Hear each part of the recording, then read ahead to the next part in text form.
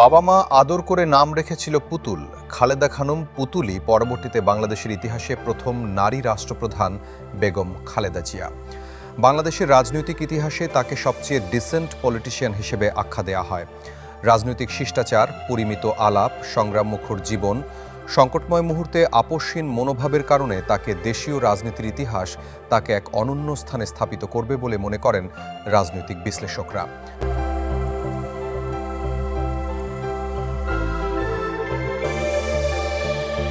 তার দীর্ঘ 4 দশকের রাজনৈতিক জীবনের নানা চড়াই উতরাই, বৈশ্বিক মঞ্চে তার সদর্পে বিচরণ, বৈশ্বিক নেতৃবৃন্দের সাথে সমান তালে নেতৃত্বের কিছু ঝলক নিয়ে এই পর্বটি সাজানো হয়েছে।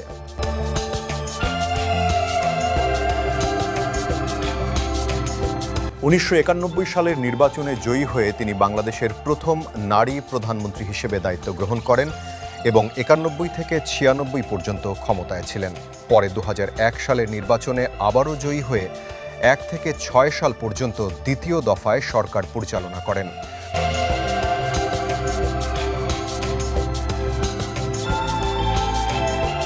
তার সরকারের সময় প্রাথমিক শিক্ষা আইন বাস্তবায়নে উদ্যোগ নেওয়া হয়।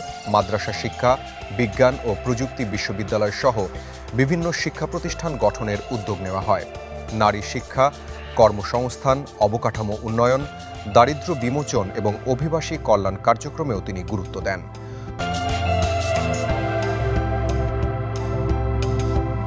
সংসদে বিরোধী দলের অংশগ্রহণ নিশ্চিত করতে পার্লামেন্টারি কমিটিও সক্রিয় করা হয়। বেগম খালেদা জিয়া শুধু একজন রাজনীতিবিদ নন, বরং বাংলাদেশের গণতন্ত্র, নারী নেতৃত্ব ও সামাজিক পরিবর্তনের ধারায় তিনি একটি উল্লেখযোগ্য চরিত্র।